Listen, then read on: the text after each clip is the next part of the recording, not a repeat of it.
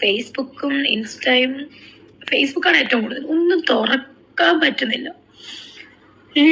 ഇവർക്ക് ഈ കണ്ടന്റ് ഉള്ളികൾക്ക് രേണുസുതി വിത്ത് അല്ലെങ്കിൽ എബോവ് രേണുസുതി, ഈ രേണുസുതി എന്നുള്ള കണ്ടന്റ് മാത്രമേ ഉള്ളൂ അവർക്ക്. ഒരു കണ്ടന്റും ഇല്ല, തുറക്കാൻ പറ്റണില്ല.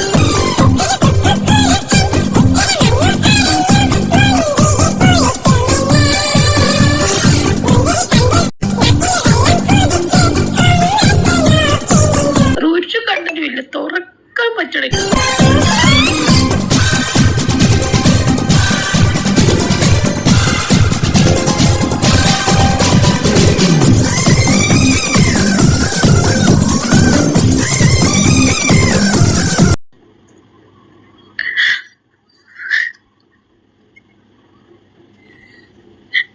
ആ അടക്കുന്നവന്റെ അന്ന് വൈകിട്ട് പോലും ഞാൻ കിച്ചു എന്തോ എനിക്ക് ഫുഡ് തന്നപ്പോഴാണ് ഞാൻ ഇച്ചിരി വെള്ളം ഇറക്കുന്നത്, കഴിക്കുന്നത്. ഒരു പൊറോട്ട എണ്ണ മേടിച്ചു തന്നപ്പം മനസ്സിലായോ.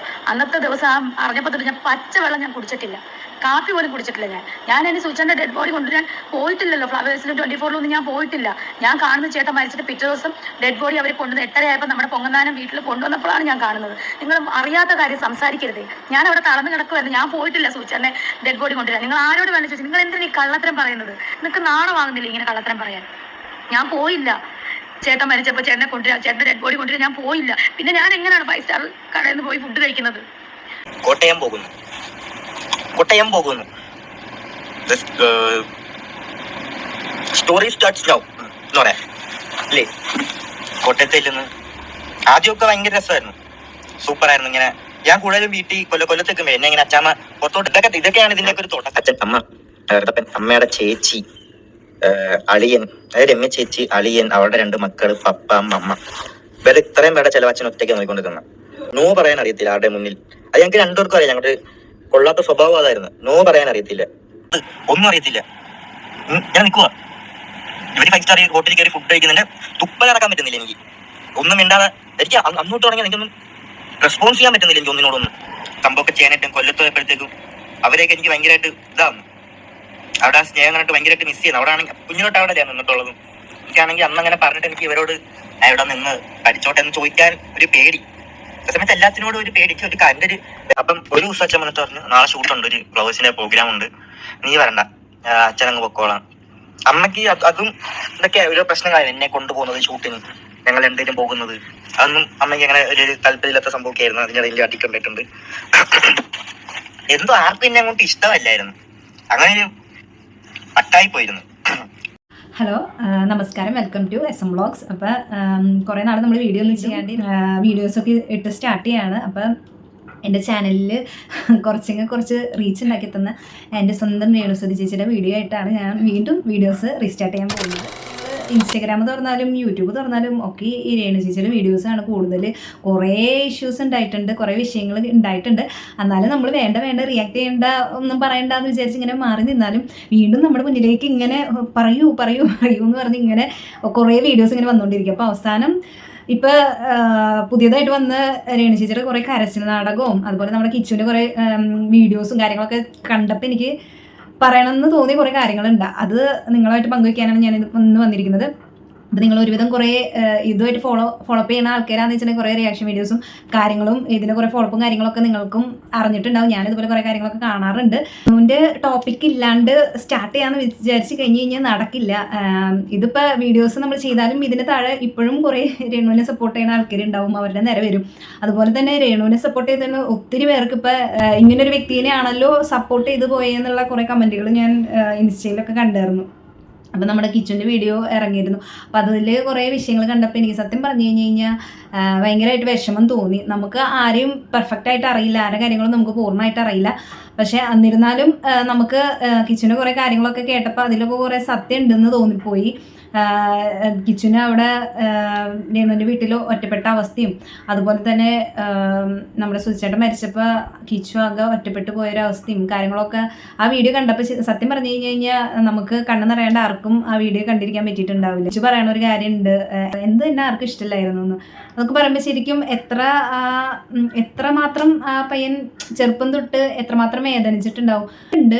നമ്മൾ ആരെയും കുറ്റപ്പെടുത്താൻ ആരുമില്ല, എന്നാലും പറയാതിരിക്കാൻ പറ്റണില്ല. കാരണം രേണു പലപ്പോഴായിട്ട് പറയുന്നുണ്ട് മക്കൾക്ക് വേണ്ടിയാണ്, വീട്ടുകാര്യങ്ങൾ നോക്കാൻ വേണ്ടിയിട്ടാണ് ഇങ്ങനത്തെ കുറേ കാര്യങ്ങൾ കാണിക്കുന്നത് എന്ന് പറയുന്നുണ്ട്. നമുക്ക് അതിലൊന്നും ഒരു എതിർപ്പുമില്ല. രേണു എന്തെങ്കിലും നാടകമോ അഭിനയമോ എന്ത് വേണമെങ്കിലും കാണിച്ച് ജീവിച്ചോട്ടെ. ഇപ്പം കുറേ എക്സ്ക്ലൂസീവ് കണ്ടന്റ് സബ്സ്ക്രിപ്ഷൻ എന്ന് പറഞ്ഞ് കുറേ കാര്യങ്ങൾ കാണിച്ചു വിട്ടിട്ടുണ്ട്. അതൊക്കെ നമുക്ക് കണ്ടില്ല എന്നടിക്കാം. പക്ഷേ ആള് ചെയ്യുന്നത് ഒരിക്കലും ആരും അറിയരുതെന്ന് വെച്ചിട്ടോ എനിക്ക് കാശുണ്ടാക്കണം എന്ന് വിചാരിച്ചിട്ട് പ്രൈവറ്റായിട്ടൊന്നും അല്ല ചെയ്യണത്. ആളുടെ കുറേ കാര്യങ്ങളിൽ നമ്മളിലേക്ക് ഇട്ട് തരികയാണ്. നമ്മളത് വേണ്ട, രേണുവിന് മാറ്റി വെച്ചേക്കാന്ന് പറഞ്ഞ് നീക്കി വെച്ചാൽ കൂടി ആള് നമ്മളെ കൊണ്ട് എന്നെക്കുറിച്ച് പറയൂ എന്ന് പറഞ്ഞ് കുറേ കാര്യങ്ങൾ നമ്മളിലേക്ക് ഇട്ട് നമ്മളെ അടിച്ചേൽപ്പിച്ച് നമ്മളെ കൊണ്ട് പറയിപ്പിക്കുന്ന പോലെയാണ് എനിക്ക് ഫീൽ ചെയ്തേക്കുന്നത്. കുറേ പേര് ഞാൻ എന്നെ ഇപ്പോൾ ഒരു കാര്യം ഇങ്ങനെ പറയാണ്ട് ഞാൻ മിണ്ടാണ്ടിരുന്നതായിരുന്നു. പക്ഷെ എനിക്ക് സത്യം പറഞ്ഞു കഴിഞ്ഞാൽ ഇപ്പോഴത്തെ ഇൻസ്റ്റയിലൊക്കെ രേണുവിൻ്റെ അടുത്ത് വന്ന് ഒരു കരച്ചിൽ നാടകമൊക്കെ ഉണ്ടായിരുന്നല്ലോ. ഫസ്റ്റ് ഒരു കരച്ചിൽ വീഡിയോ കണ്ടു, തൊട്ട് കുറച്ച് നേരം കഴിഞ്ഞപ്പോഴേക്കും ഇൻസ്റ്റ ഓപ്പൺ ചെയ്ത് നോക്കിയപ്പോഴേക്കും രേണു ഇരുന്ന് ഡാൻസ് കളിക്കുന്ന വീഡിയോ കാണുന്നത്. അത് കഴിഞ്ഞ് വീണ്ടും അടുത്ത കരച്ചിൽ വീഡിയോ വരുന്നു. അപ്പം തന്നെ അടുത്ത ഡാൻസ് വീഡിയോ. പിന്നെ സബ്സ്ക്രിപ്ഷനിൽ ഇനിയിപ്പോൾ എന്താ പറഞ്ഞതെന്ന് അറിയില്ല, ഞാൻ സബ്സ്ക്രൈബ് ചെയ്യാത്ത കാരണം അറിയില്ല. അപ്പം അങ്ങനെ മാറിയിട്ടാണ് കാര്യങ്ങൾ. ഒരു വീഡിയോ ഇട്ടിട്ട് എനിക്ക് വയ്യ, തീരെ മാനസികമായി ഭയങ്കര വിഷമമാണ്, ഞാൻ ആത്മഹത്യയുടെ വക്കിലാണ്, ഇതാണെന്നൊക്കെ പറയുന്നു. ആ രേണു തന്നെ തൊട്ടടുത്തൊരു വീഡിയോയിൽ വന്നിട്ട് കുറേ, അതായത് നമുക്ക് അത്രയും സങ്കടമുള്ള ഒരാൾ പിന്നെ തൊട്ടടുത്ത് തന്നെ അടുത്തൊരു വീഡിയോ വന്നിട്ട് ആളുടെ എന്താ പറയുക, ആളെ സപ്പോർട്ട് ചെയ്യണവരെ സന്തോഷിപ്പിക്കാൻ വേണ്ടിയിട്ട് അങ്ങനത്തെ കാര്യങ്ങളൊക്കെ ചെയ്യുന്നുള്ള കാര്യങ്ങളൊന്നും അതൊന്നും ഓർത്തിട്ട് ഇതൊക്കെ എങ്ങനെ പറ്റുന്നു, അല്ലെങ്കിൽ അത്ര എന്താ പറയുക മനക്കരുത്തുന്നൊക്കെ അതിനെ പറയാൻ പറ്റുമോ അറിയില്ല. എന്തായാലും ആ ധൈര്യത്തിന് മുമ്പിൽ ഞാൻ നമിച്ചിരിക്കുന്നു എന്ന് തന്നെ പറയാം.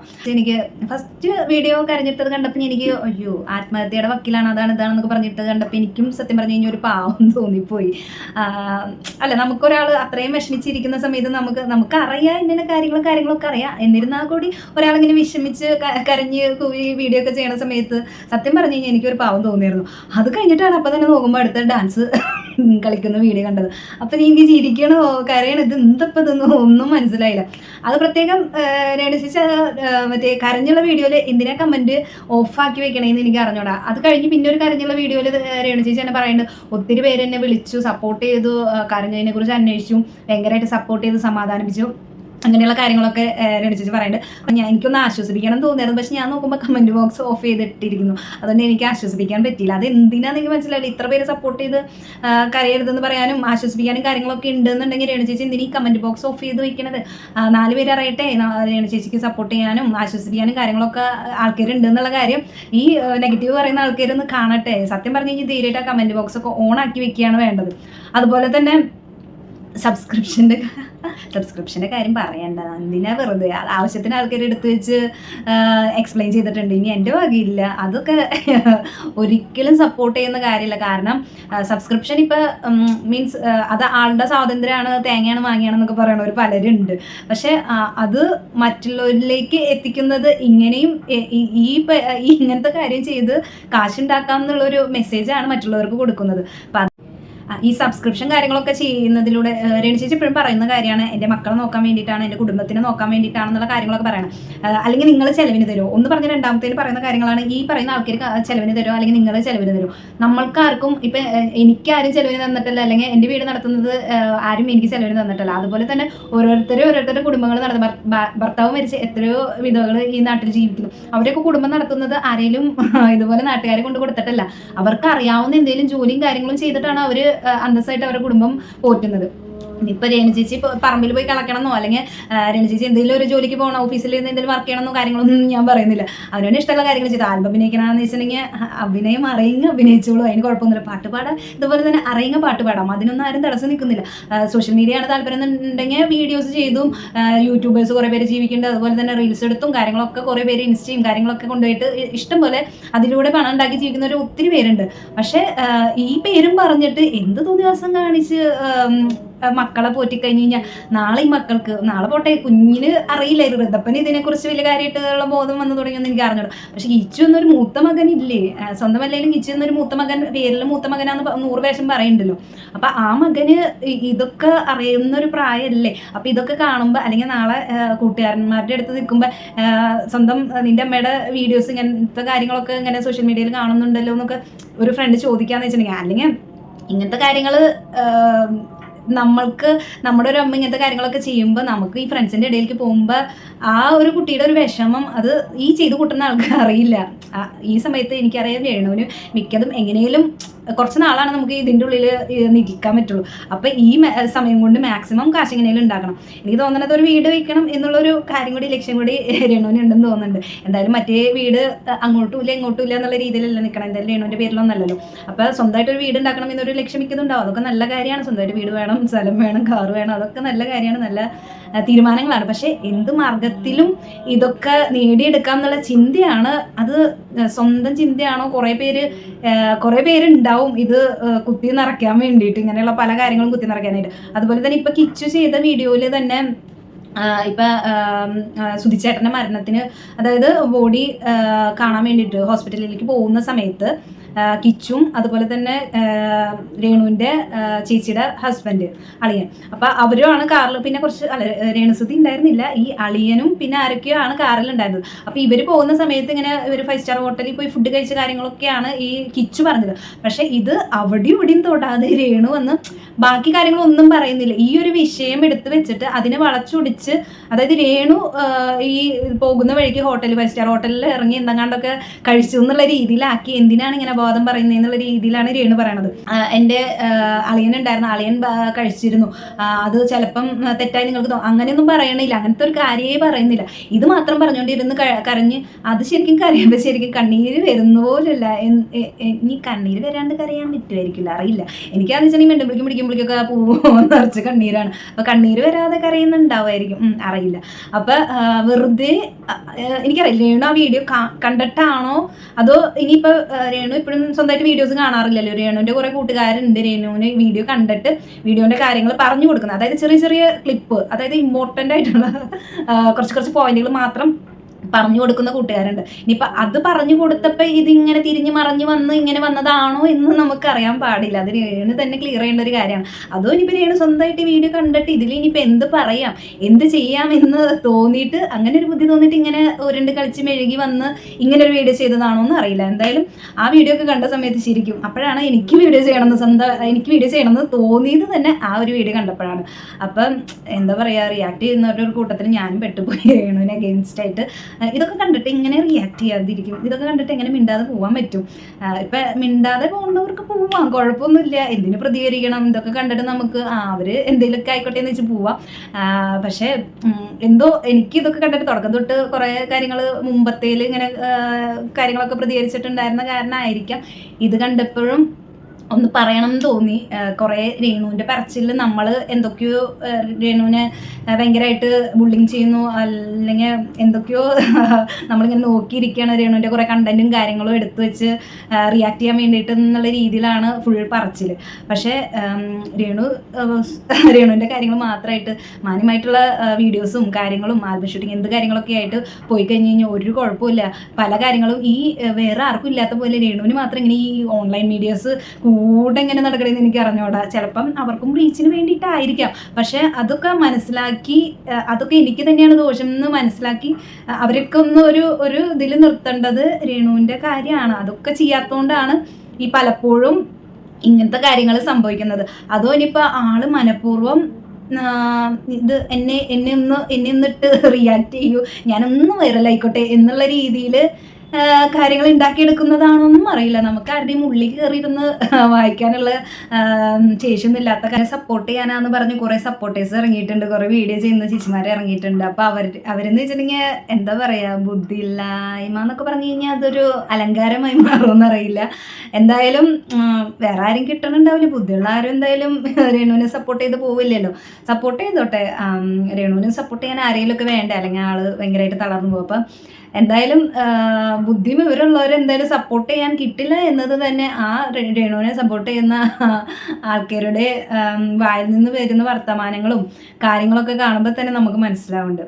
നമുക്ക് ആരുടെ ഉള്ളിൽ നിന്നുള്ള കാര്യങ്ങളൊന്നും മനസ്സിലാവില്ല. അപ്പം നമ്മൾ ഈ കാണിച്ചു കൂട്ടുന്ന വീഡിയോസും പുറമെന്നുള്ള പ്രഹസനങ്ങളും കാര്യങ്ങളൊക്കെ കണ്ടിട്ടാണ് നമ്മൾ ഇങ്ങനത്തെ വീഡിയോസും കാര്യങ്ങളും കണ്ടിട്ട് റിയാക്ട് ചെയ്യണത്.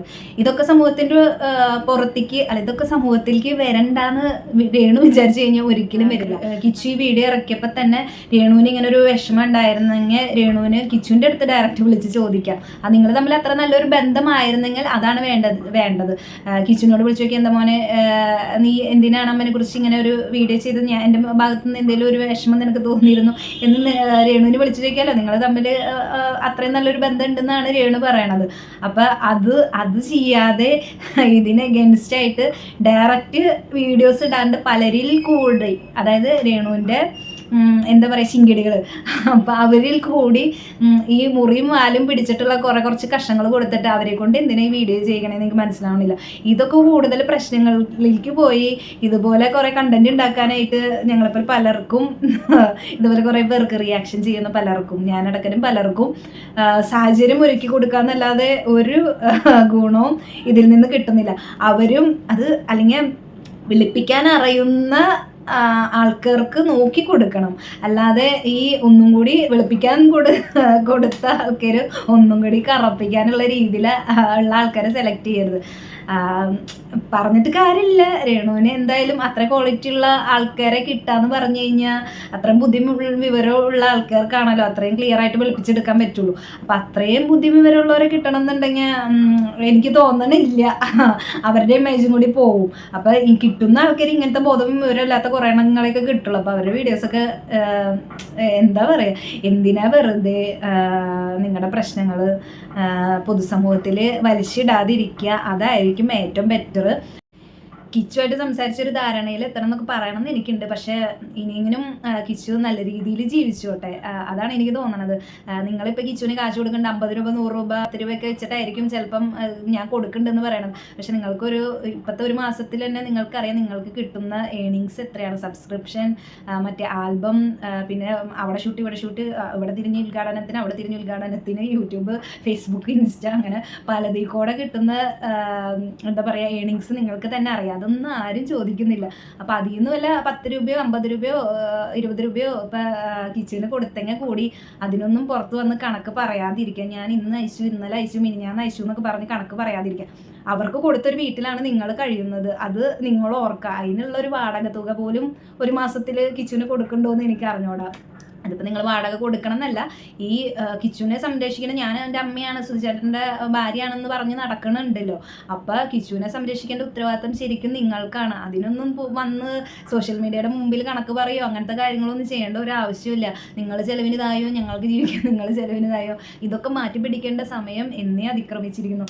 അപ്പോൾ എന്താ പറയുക, ഇനിയെങ്കിലും ഇങ്ങനെയുള്ള കാര്യങ്ങൾ കൂടുതൽ പ്രശ്നമാവാതിരിക്കണം എന്നുണ്ടെങ്കിൽ ആരും, അതായത് രണ്ടുപേരും എന്താ പറയുക, കൂടുതൽ ഇതിൻ്റെ മുമ്പിൽ വന്ന് പറയാതിരിക്കുക. പലരും ഉണ്ടാവും പറയൂ. അപ്പം നിങ്ങളുടെ ബുദ്ധിമുട്ട് എന്താണെന്ന് വെച്ചിട്ടുണ്ടെങ്കിൽ പറയൂ, കിച്ചു ഇങ്ങനെ ഒരു വീഡിയോ ഇട്ടിട്ടുണ്ട്. അപ്പോൾ രേണുവിൻ്റെ ഭാഗം ക്ലിയർ ചെയ്യാൻ വേണ്ടി രേണു കുറേ കാര്യങ്ങൾ പറയണം എന്ന് പറഞ്ഞിട്ട് കുറേ പേര് രേണുവിൻ്റെ സൈഡിൽ നിന്ന് പറയുന്നുണ്ടാവും.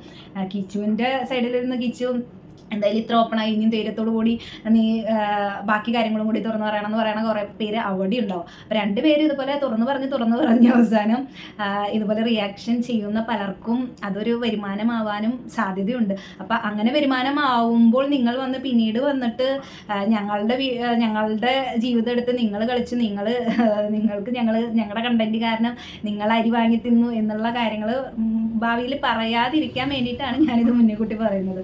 അപ്പോൾ ഇത്രയുള്ള എൻ്റെ വീഡിയോ. അടുത്തൊരു വീഡിയോ ആയിട്ട് വരാം. Tata, bye bye.